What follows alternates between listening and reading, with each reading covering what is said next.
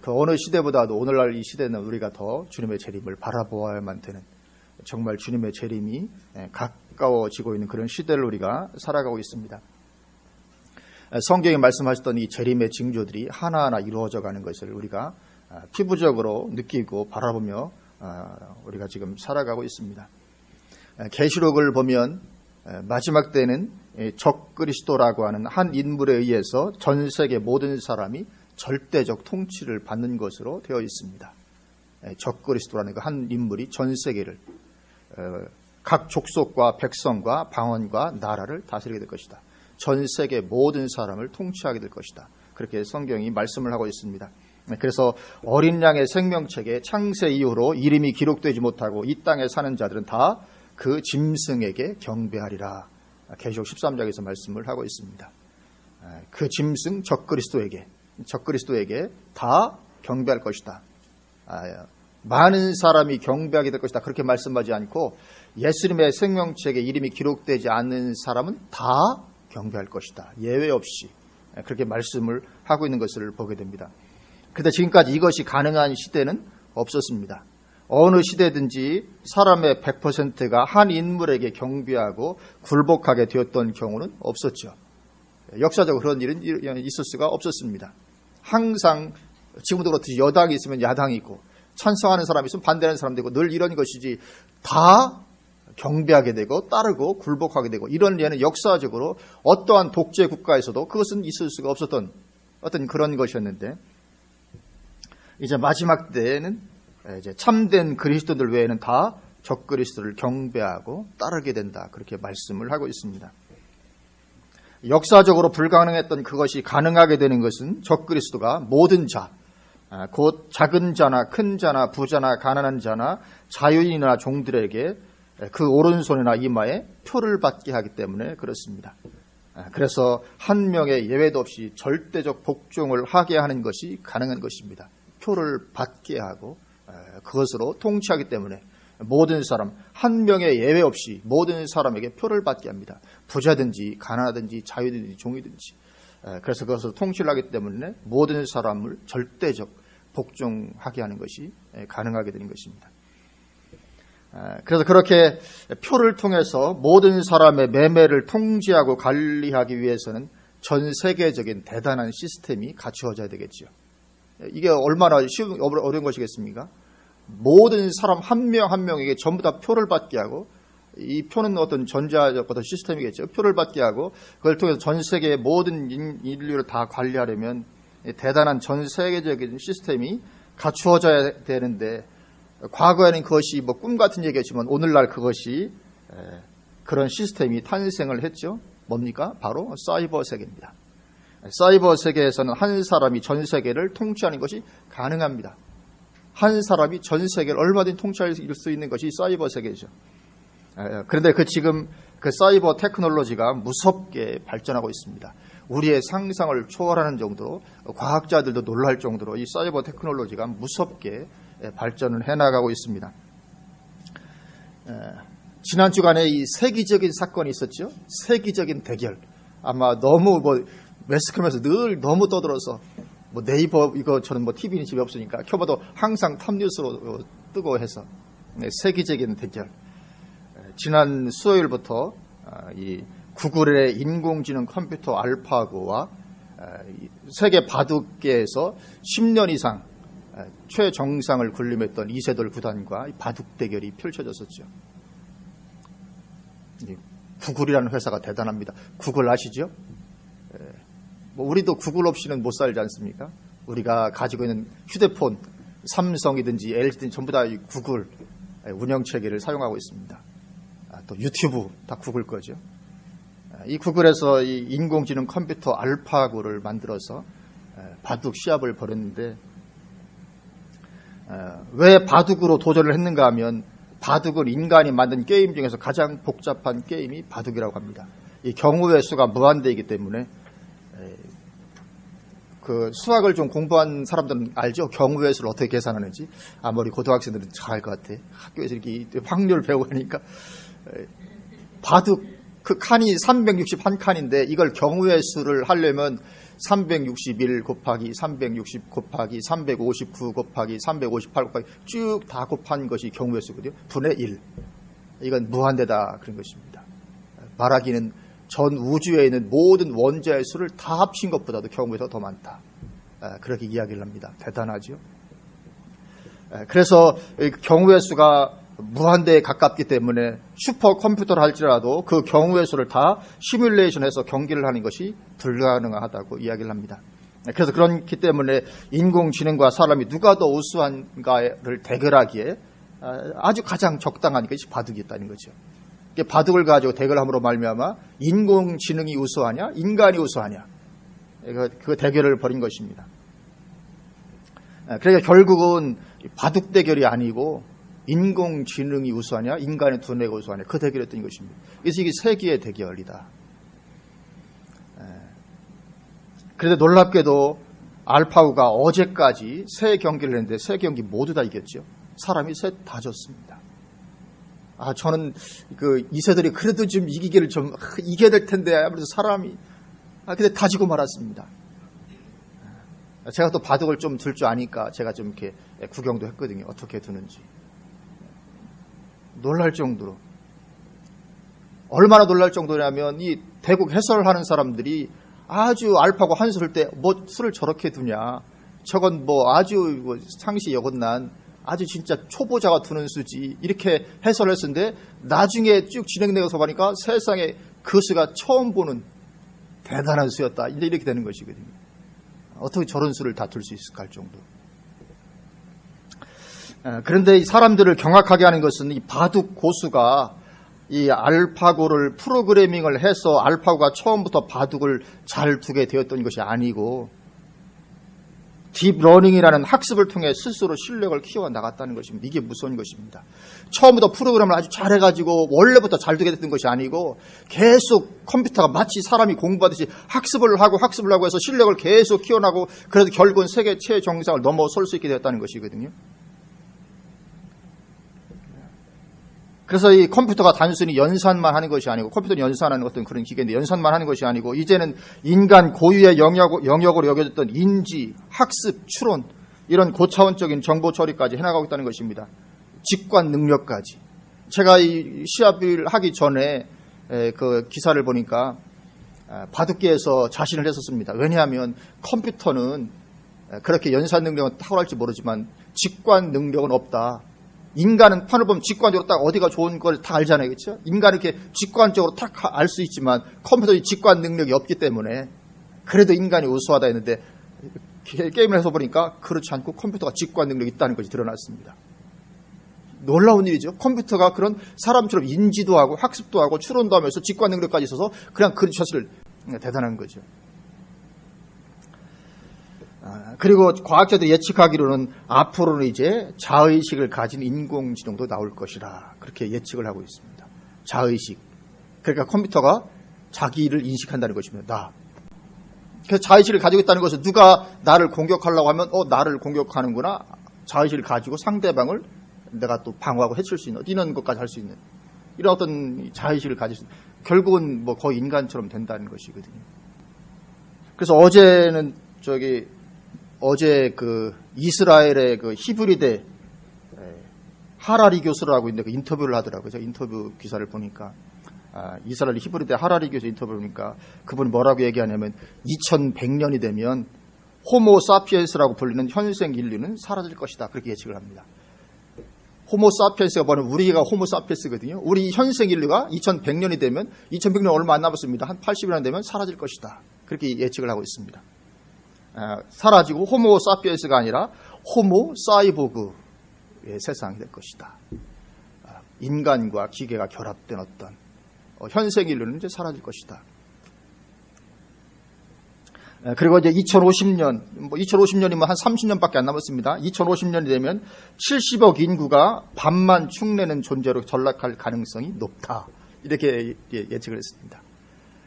인구가 반만 축내. 왜냐하면 할 일이 없으니까. 왜냐하면 모든 인공지능 로봇, 인공지능 시스템이 다 하니까 인간이 할 일이 없어지는 것입니다. 반만 축내는.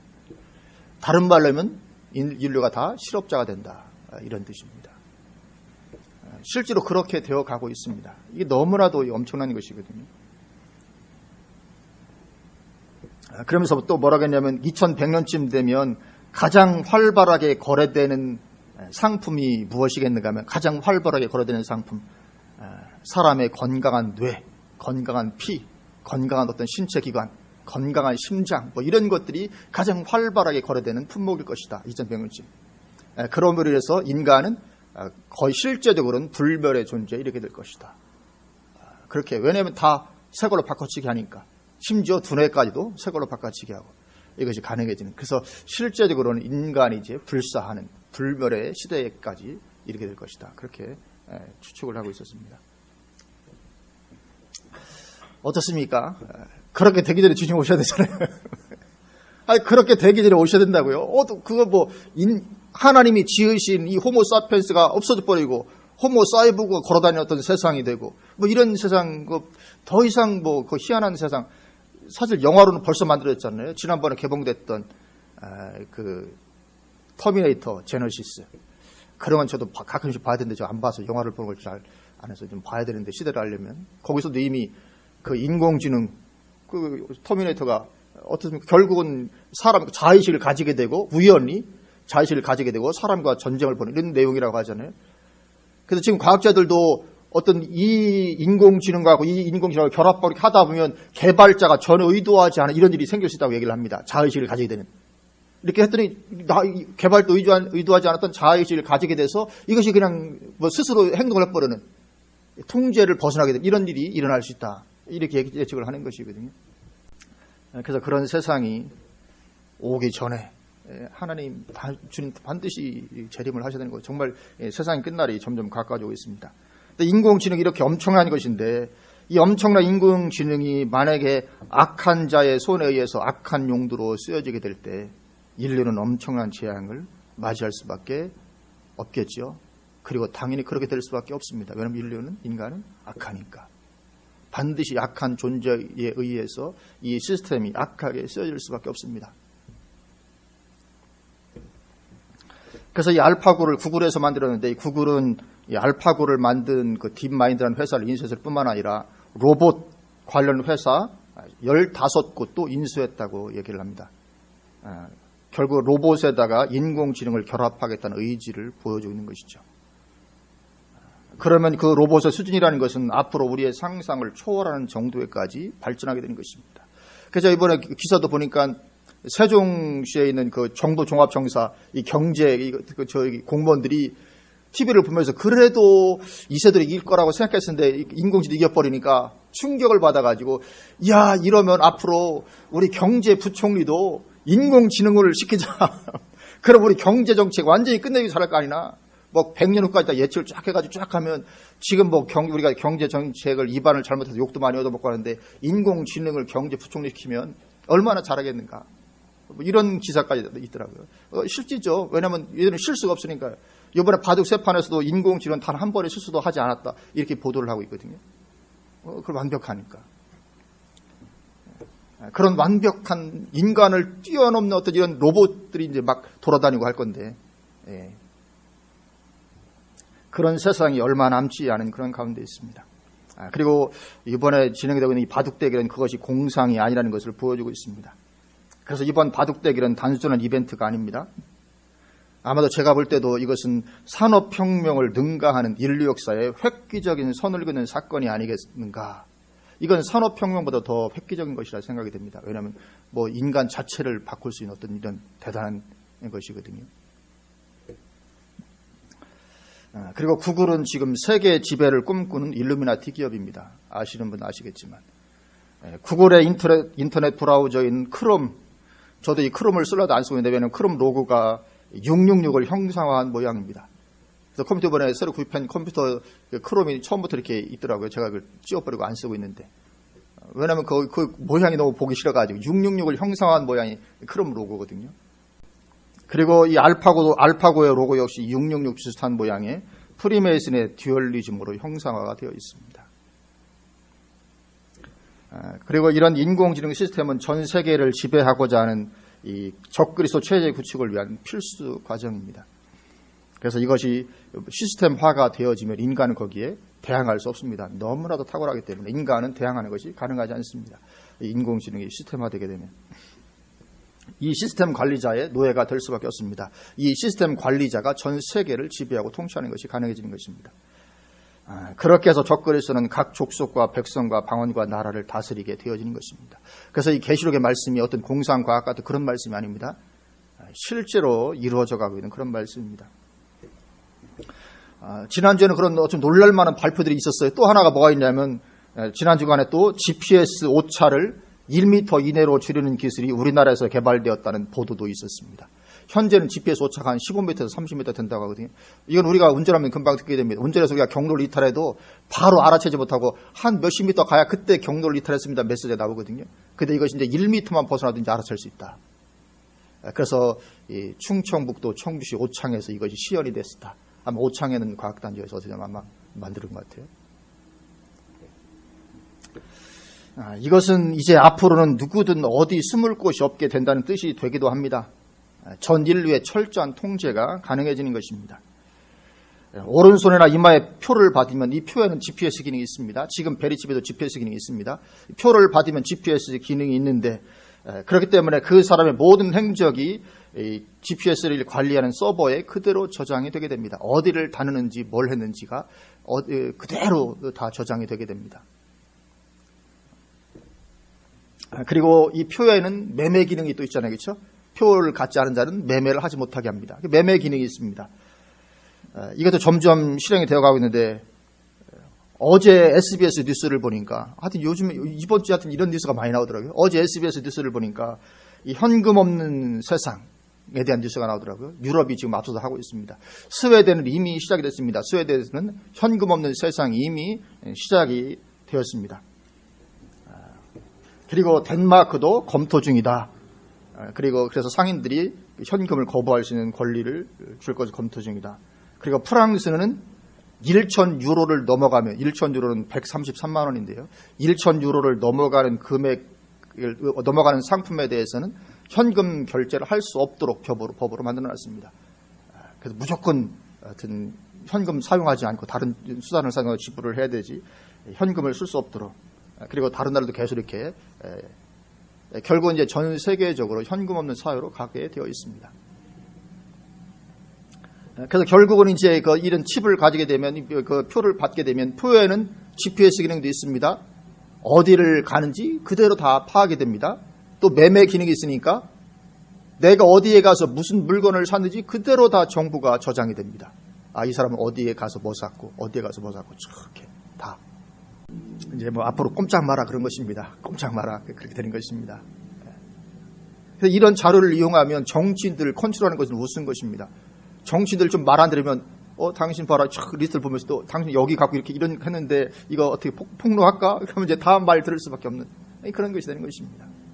무서운 세상이 되는 것입니다. 그래서 이 마지막 때의 환란과 휴가와 주님의 재림이 뜬구름 잡는 것과 같은 그런 얘기만이 아닌 것이죠. 그런 가운데 우리가 스가랴 14장을 보고 있는 것입니다. 스가랴 14장은 스가랴서의 마지막 장입니다. 주님의 재림 때의 모습과 그 후에 이어질 천연왕국의 도래를 예언하고 있습니다. 이게 꿈 같은 얘기가 아니라는 것이죠. 앞으로 7, 80년 후에는 현생 인류가 사라질 것이라고 예측하는 과학자도 있는 이런 때에 우리는 이런 마지막 때에 대한 말씀을 뜬구름 잡는 것처럼 그렇게 막연히 인식해서는 안 될 줄로 믿습니다. 본문을 안 들어갔는데 시간이 많이 간 것 같습니다. 그래도 안 할 수가 없어서 제가 얘기를 한 건데 왜냐면 시대를 알아야 되니까. 어쨌든 하는 데까지 하도록 하겠습니다.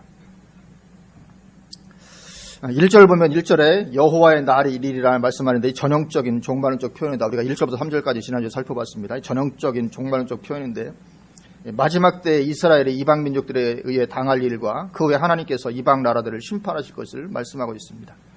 구약은 그림자고 신약은 실체입니다. 그래서 구약 성경은 마지막 때 되어질 일도 모두 구약적으로 기록하고 있습니다.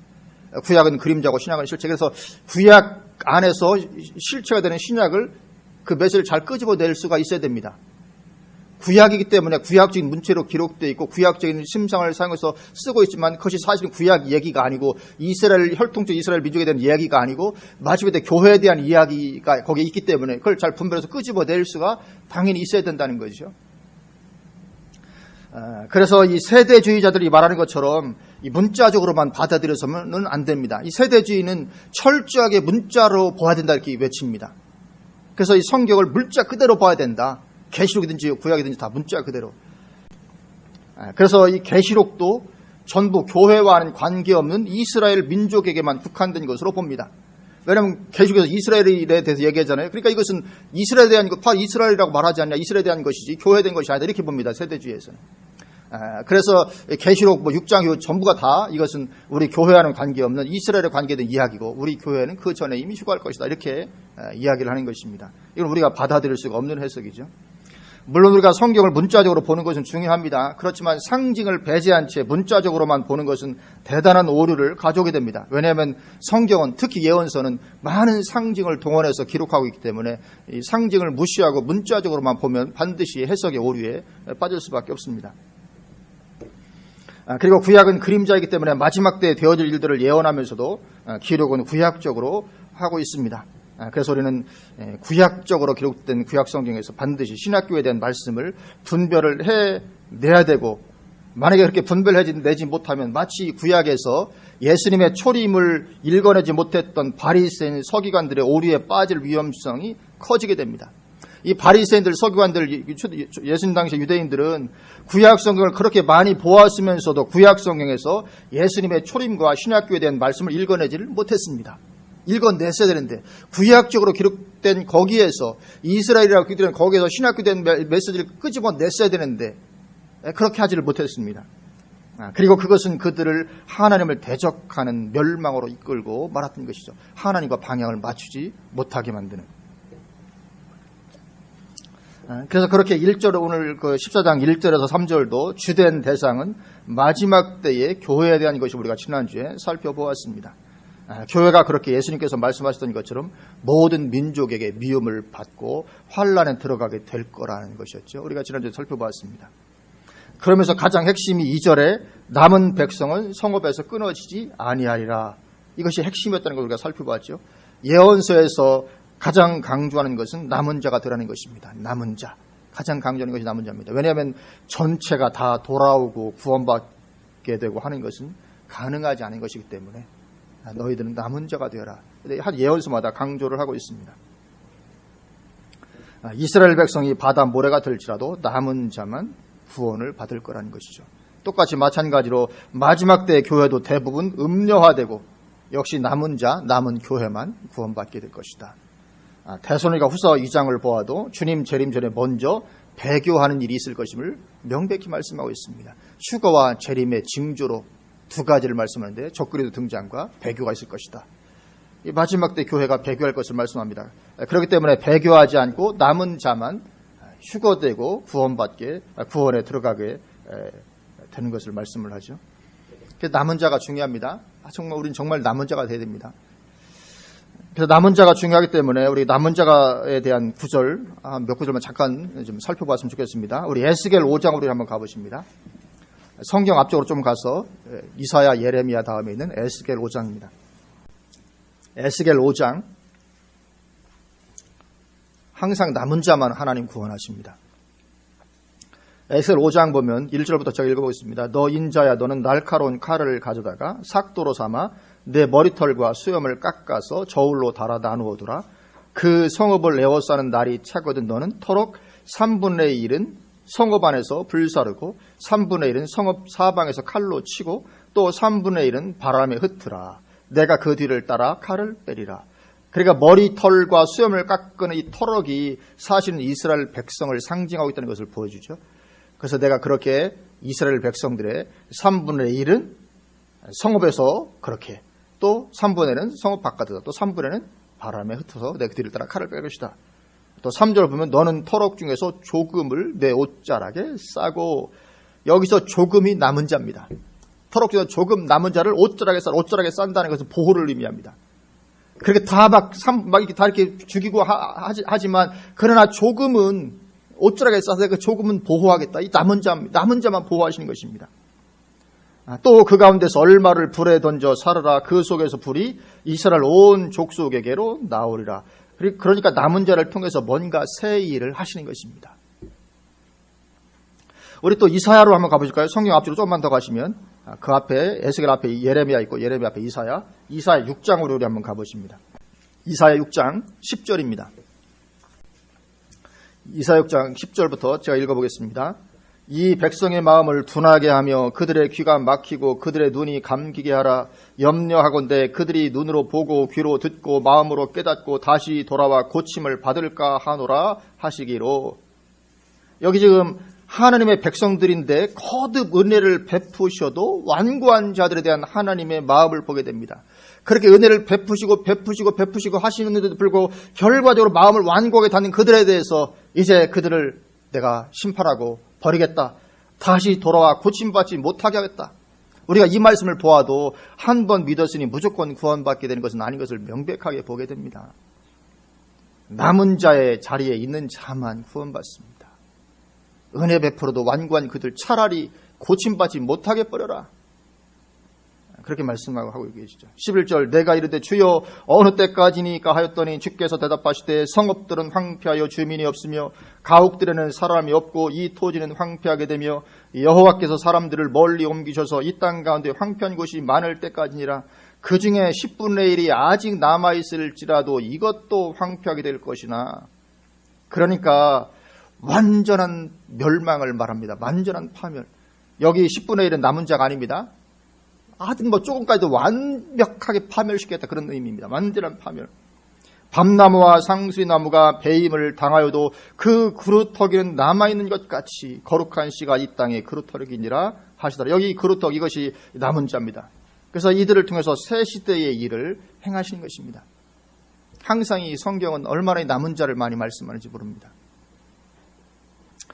그래서 남은 자가 되는 것이 중요한 것입니다.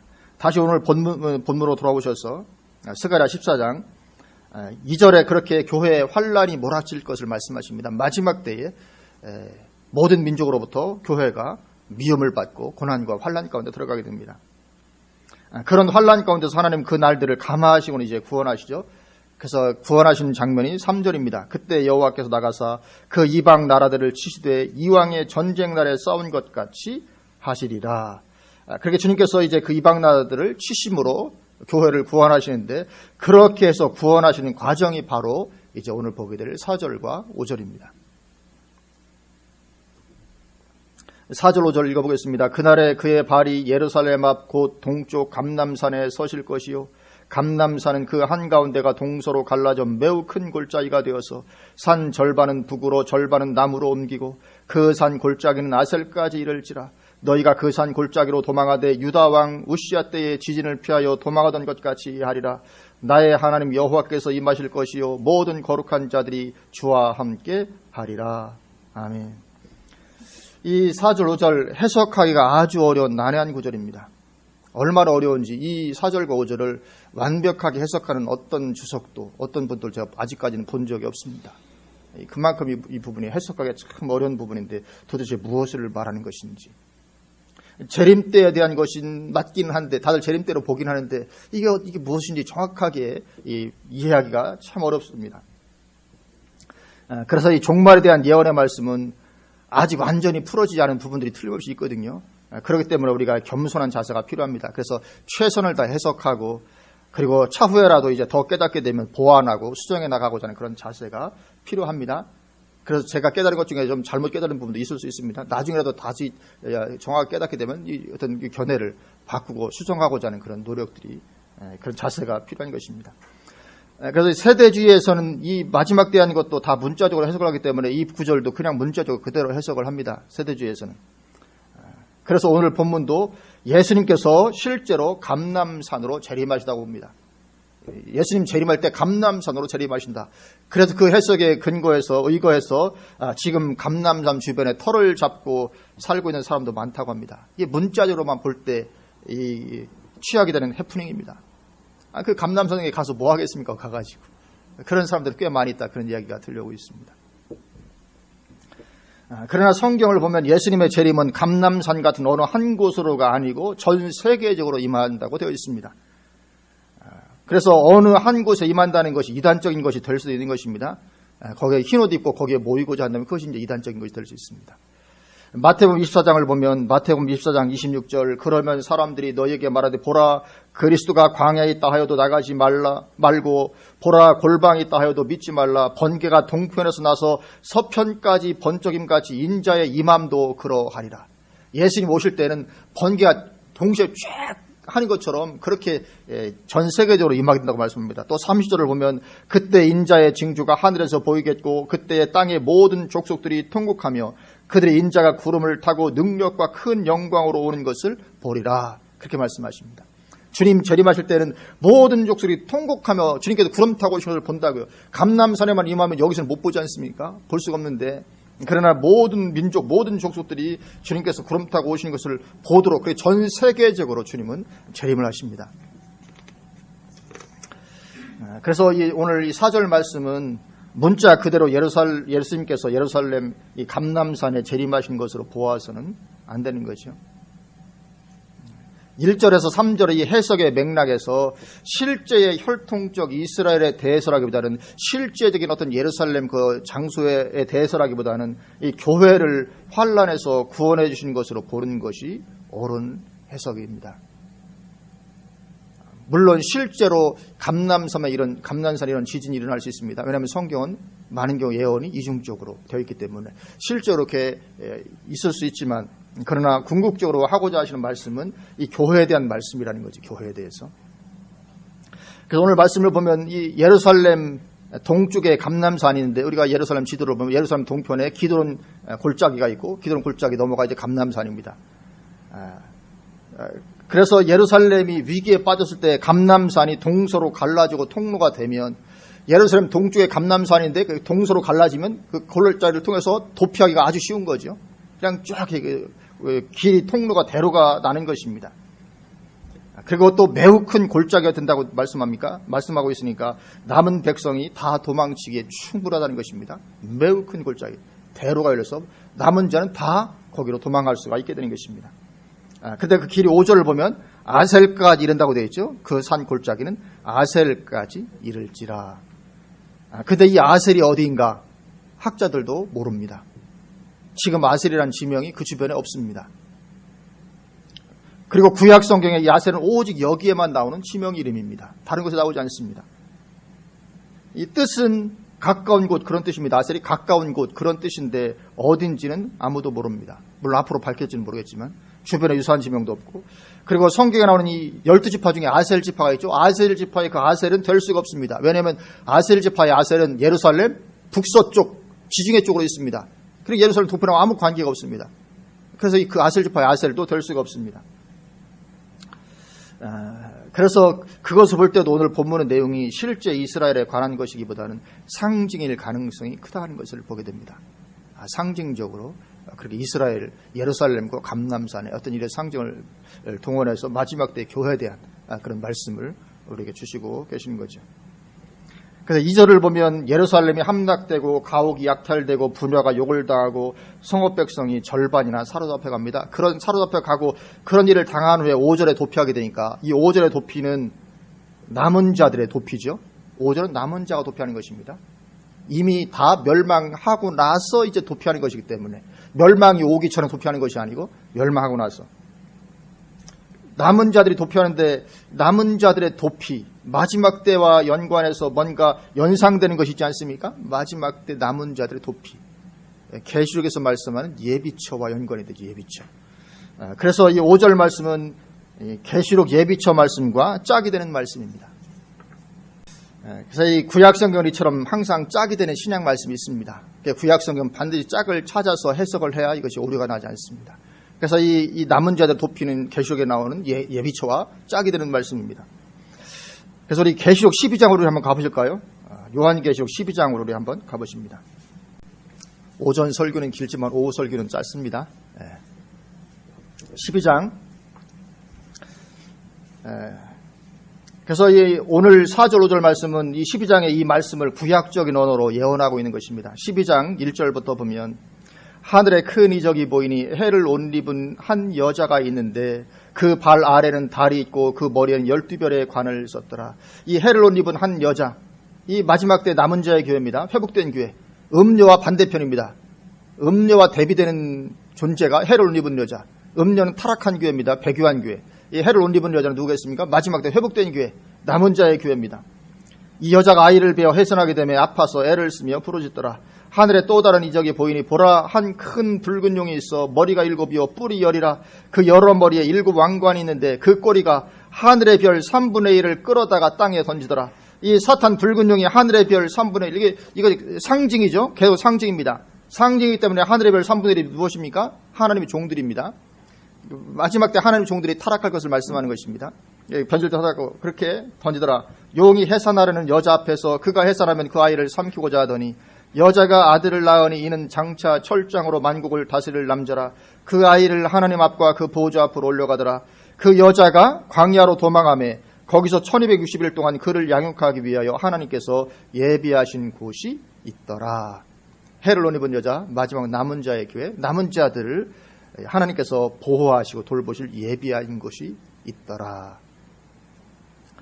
광야로 도망하게 됩니다. 그리고 오늘 본문 말씀이 바로 그렇게 교회가 광야로 돌아가는 그것을 구약적 언어로 이렇게 예언하고 있는 것이다. 이것보다 더 정확한 해석은 아직까지 제가 본 바가 없습니다. 이게 남은 자들의 보호입니다. 그래서 마지막 때도 이처럼 남은 자가 있고 하나님은 남은 자들을 보호하십니다. 계시록 11장에서도 또 보게 됩니다. 한 장만 우리 앞으로 가셔서 계시록 11장 보면 11장 1절 2절 우리 1절과 2절 말씀을 같이 한번 한 목소리로 봉독하시겠습니다. 또 내게 지팡이 같은 갈대를 주며 말하기를 일어나서 하나님의 성전과 제단과 그 안에서 경배하는 자들을 측량하되 성전 바깥 마당은 측량하지 말고 그냥 두라. 이것은 이방인에게 주었은즉 그들이 거룩한 성을 42달 동안 짓밟으리라. 한 부류는 짓밟히고 한 부류는 보호받습니다. 성전과 제단과 그 안에서 경배하는 자들을 측량하라. 누구가 있습니까? 남은 자입니다. 남은 자들은 측량하고, 측량한다는 말은 보호하기 위해서 측량하는 것입니다. 측량하고, 측량받지마다 성전 바깥 마당, 이 참된 신앙을 벗어난 사람들입니다. 그들은 짓밟히게 내버려두라. 항상 하나님은 남은 자에 관심이 있습니다. 마지막까지 남은 자만 보호하십니다. 우리가 남은 자 신앙 갖는 것이 그만큼 중요한 거죠. 그리고 하나님은 그렇게 남은 자들을 보호하시고 회복시키셔서 그들로 인해서 이제 천년왕국의 새 시대를 열어가시는 것입니다. 항상 하나님은 남은 자를 통해서 새 시대를 열어가십니다. 마지막 때 남은 자들을 통해서 천년왕국의 새 시대를 열어가시는 것입니다. 성경은 분명한 주님의 재림을 말씀을 하고 있습니다. 그것도 대단히 강조해서 말씀을 하고 있습니다. 서신서마다 다 재림을 늘 말씀하고 강조하고 있고 예수님도 재림 많이 강조하셨고 말씀하셨고 오늘날은 교회에서 별 관심이 없으니까 많이 설교가 되지 않아서 그렇지 사실 성경은 대단히 재림에 대해서 많이 말씀을 하고 있습니다. 그리고 우리는 지금 그 마지막 때 징조가 이루어져 가고 있는 것이 선명하게 보이는 그런 시대를 우리가 살아가고 있습니다.